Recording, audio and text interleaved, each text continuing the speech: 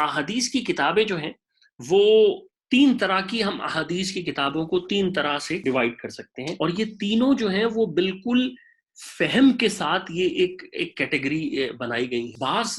لوگ جو کہ اہل علم کے علوم سے وابستہ نہیں ہوتے، یا ان کی معرفت اور اللہ سے تعلق کی باریک بینی کا اندازہ نہیں ہوتا، تو وہ بعض اوقات بڑی سخت باتیں کہہ جاتے ہیں جو کہ عمومی طور پر ہم جیسے کم علم لوگوں کو جو ہے وہ نہیں کرنی چاہیے۔ ہم لوگوں کو اس سے کم از کم احتیاط کرنی چاہیے۔ اور ٹائپس آف احادیث جو بکس ہیں احادیث کی،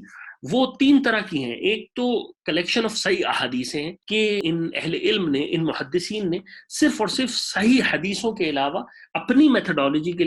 کے ذریعے سے جس کو صحیح سمجھا اس کو لیا۔ جبکہ اس کی بڑی مثال صحیح بخاری کی ہے کہ صحیح بخاری کے اندر جو ہے وہ ساری صحیح احادیث ہیں۔ اسی طرح امام مسلم کی کتاب ہے صحیح مسلم ہے، اسی طرح صحیح ابن خزیمہ ہے، اس نے صحیح ابن حبان ہے۔ یہ وہ تمام احادیثیں ہیں جو کہ صحیح کلیکشن آف صحیح حدیثوں میں ہیں، اور اس کے علاوہ انہوں نے کچھ بھی نہیں لیا، اور انہوں نے اپنی میتھڈالوجیز کے لیے اس کے ذریعے سے ان کو صحیح کہا۔ اس کے علاوہ ایک وہ کلیکشن ہے جس کے اندر ساری احادیثیں موجود ہیں، لیکن انہوں نے اس کو لیبل کر دیا ہے ہر حدیث کو، یعنی ہر حدیث کو اس کی میرٹ کے اوپر لکھ دیا ہے کہ بھئی یہ صحیح حدیث ہے، یہ حسن ہے، یہ جو ہے وہ ضعیف ہے، تو ان کو لیبل کر دیا۔ آخری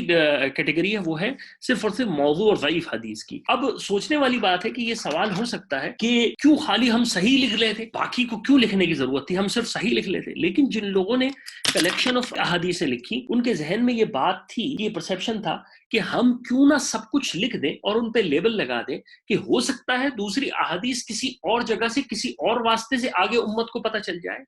اور اس کی سند بہتر ہو جائے، یا یہ کہ یہ کسی جگہ پر محفوظ تو ہے لیول کے ساتھ، تو کہیں ہو سکتا ہے کہ اگر ایک روایت کسی جگہ سے آ رہی ہے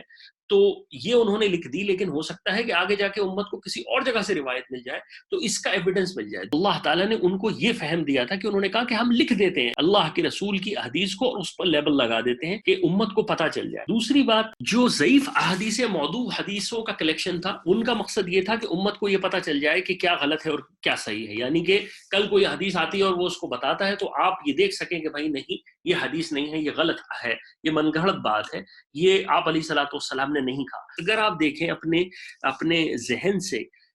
اختلافات کو دور رکھ کے دیکھیں تو یہ تینوں ہی باتیں اپنی جگہ امپورٹنٹ ہیں۔